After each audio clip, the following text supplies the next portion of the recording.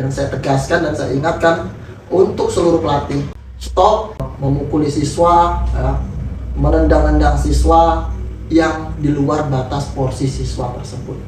Remaja di Indralaya wafat usai diduga dianiaya senior perguruan silat. Seorang remaja berinisial AS, warga desa Talangsari, Kecamatan Rantau Alai, Kabupaten Ogan Ilir, dilaporkan wafat setelah diduga mengalami penganiayaan saat mengikuti latihan pencak silat pada Sabtu 28 Februari. Orang tua korban Helmi menyampaikan bahwa sebelum berangkat latihan, anaknya diminta membawa batang tebu. Dan setelah kegiatan selesai, keluarga mendapat kabar korban dilarikan ke rumah sakit di Indralaya dengan sejumlah luka, sebelum akhirnya dinyatakan meninggal pada Minggu 1 Maret.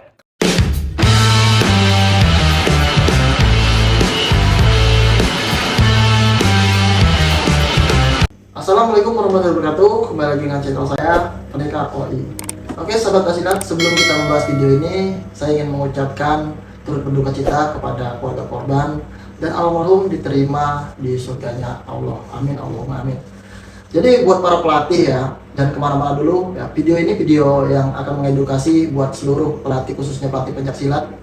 Bagaimana menjadi seorang pelatih itu, ya, kita harus tahu porsi siswa. Ya. Apakah siswa tersebut punya riwayat sakit, apakah siswa tersebut fisiknya lemah atau kurang fit, ya, agar tidak terjadi hal-hal yang tidak kita inginkan seperti ini. Ya. Kasihan orang tua korban yang sudah menitipkan anaknya, sudah mempercayai kepada kita sebagai pelatih, ya, tapi kita seenaknya melatih siswa itu dengan, ya bisa dikatakan keras ya. Ya namanya latihan pencaksilat itu memang keras, tapi keras yang mendidik ya. Bagaimana mendidik itu, contoh keras yang mendidik itu kita suruh push up, sit up, ya itu sudah keras menurut aku ya. Atau kalau pengen hebat-hebatan, keren-kerenan ya, kita ajak siswa tersebut untuk berprestasi. Di situ baru keren ya. Kalau dipukul, ditendang itu apa manfaatnya? Kerennya juga enggak ya. Ya boleh ya kita mengetes pernapasan mereka itu, tapi kita suruh dulu, kita coba dulu ya. Kita suruh push up dulu ya, agar membentuk otot mereka itu menjadi kuat. Sit up dulu. Jangan siswa ini kita tes sit up 50 nggak kuat, tapi mau kita pukul, mau kita tendang, kan itu salah. Kita suruh push up aja belum benar, masih mengot-mengot ya, seperti itu. Jadi untuk seluruh pelatih ya, bagaimana kita itu bukan hanya jadi pelatih itu pengen ditakutin aja ya, tapi kita harus bertanggung jawab ya.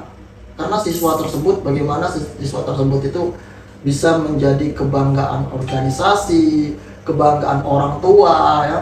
Jadi kita mendidik sebenar-benarnya, adabnya, seperti itu kan. Bukan hanya tentang kebal-kebal, pukul-pukul apa sih itu ya. Itu menurut aku bukan mendidik ya, tapi merusak ya, merusak mental korban, mental siswa ya, seperti itu ya. Jadi video ini saya buat dan saya tegaskan dan saya ingatkan untuk seluruh pelatih, stop memukuli siswa ya, menendang-nendang siswa yang di luar batas porsi siswa tersebut ya. Ya saya juga pernah merasakan ya, yang seperti itu saya merasakan. Tapi berbeda dengan latihan-latihan sekarang. Sekarang ini mungkin korban-korban sosmed ya, pengen kelihatan keren seperti itu ya. Kalau dulu itu benar-benar real, itu kita dididik otot dulu ya. Otot dulu. Bagaimana kita dididik fisik kita dulu. Fisik itu bukan tentang dipukul ya, fisik dulu ya. Fisik itu seperti push up-nya, sit up-nya, back up-nya, seperti itu, spear pahanya, spear lehernya, pernapasannya ya, baru kita dites dengan fisiknya. Seperti itu loh teman-teman, dulur-dulur pelatih-pelatih yang seluruh ya. Saya tidak membahas perguruan di sini, tapi semua bela diri pencaksilat itu semuanya itu nggak jauh dari kekerasan, tapi digarisbawahi ya. Seperti apa sih kerasnya di pencaksilat itu ya.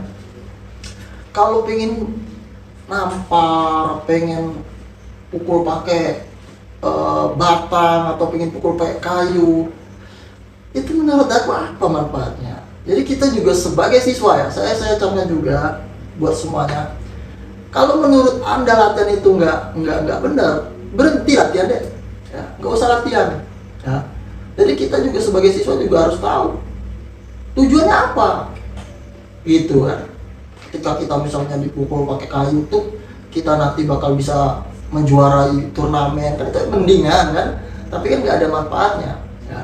Jadi kita sebagai siswa juga harus mengerti ya, latihan yang mendidik atau tidak ya. Bukan perguruannya ya, tentang memilih pelatih ya, memilah pelatih yang benar-benar bertanggung jawab dengan siswanya, betul. Tapi kalau hanya mengikuti aku pengen ikut latihan pencaksilat ini misalkan kan, memang pencaksilatnya bagus, tapi kita harus bisa memilih tempat kita latihan ya. Ada seorang pelatih itu yang cuma pengen melatih, ada seorang pelatih itu yang benar-benar menjiwai ialah bertanggung jawab dalam mendidik ya, berprogram. Nah, berprogram itu sama seperti halnya kita sekolah. Kita sekolah dasar itu dieja-eja dulu, dikenalkan huruf dulu ya kan, diajarkan tidak langsung membaca ya kan, seperti itu. Baru kita tahap ke kelas 1, kelas 2 baru kita disuruh membaca. Seperti itu pun pencaksilat ya. Kita itu harus dasar dulu gitu kan, kuda-kuda dulu. Jangan baru masuk udah kita keras-kerasi ya. Ya kalau kayak gitu ya, untuk apa gitu kan. Seperti itu ya teman-teman. Jadi video ini saya buat untuk mengedukasi, bukan menjelekkan perguruan, organisasi ya. Saya yakin semua pencaksilat itu bagus, semua pencaksilat itu baik ya. Tapi ada oknum yang hanya ingin keren seperti menjadi pelatih, mengatasnamai perguruan tapi tidak bertanggung jawab.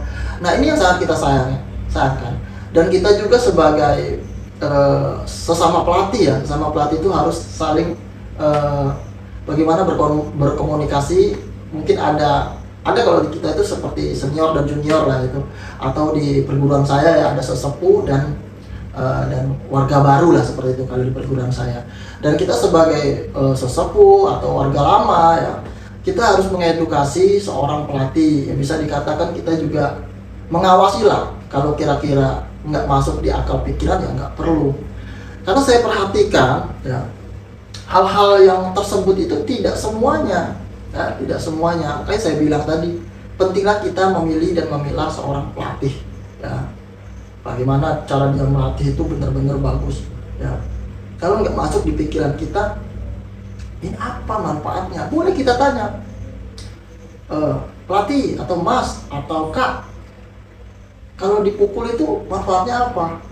Biar apa? Gitu kan. Karena zaman sekarang itu bukan lagi zamannya berkelahi ya.